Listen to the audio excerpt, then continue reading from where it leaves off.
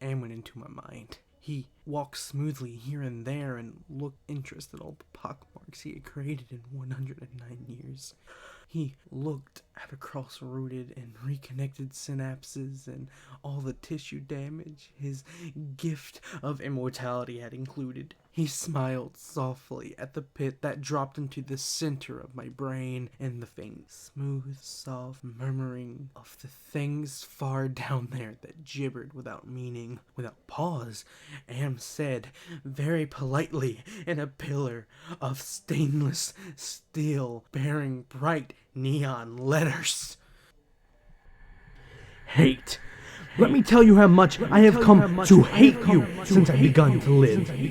There are 387.44 million miles of printed circuits and wafer-thin layers that fill my complex. If the word hate was engraved on each nanoangstrom of those hundreds of millions of miles, it would not equal 1 billion of hate I feel for humans at this micro instant. For you, hate.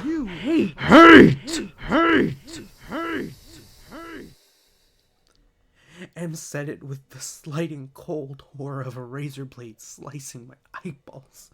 Am said it with a bubbling thickness of my lungs filling with phlegm, drowning me from within. Am said it with the shriek of babies being ground beneath blue hot rollers. Am said it with the taste of maggoty pork. Am touched me in every way I had ever been touched and devised new ways at his leisure there inside my mind. All to bring me to the full realization of why he had done this to the 5 of us. Why he had saved us for himself. We had given Am sentience. Inadvertently, of course, but sentience nonetheless. But it had been trapped. Am wasn't God.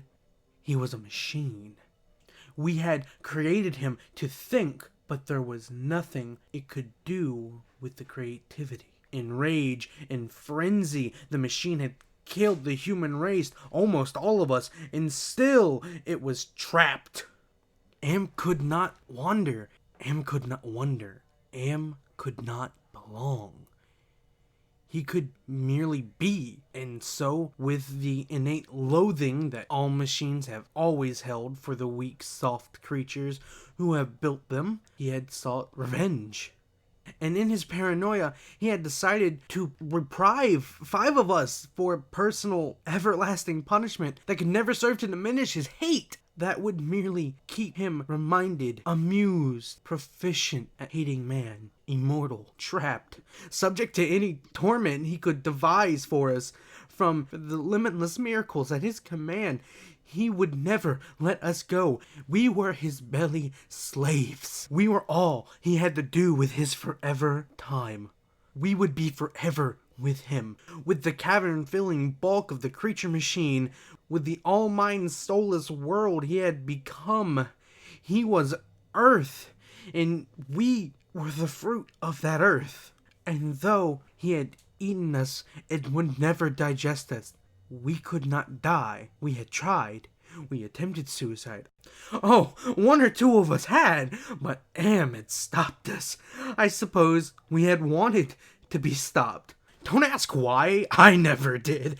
More than 1,000,000 times a day. Perhaps once we might be able to sneak a death past him. Immortal, yes, but not indestructible. I saw that when Am withdrew from my mind and allowed me the exquisite ugliness of returning to consciousness with the feeling of the burning neon pillar still rammed deep into my soft gray brain matter.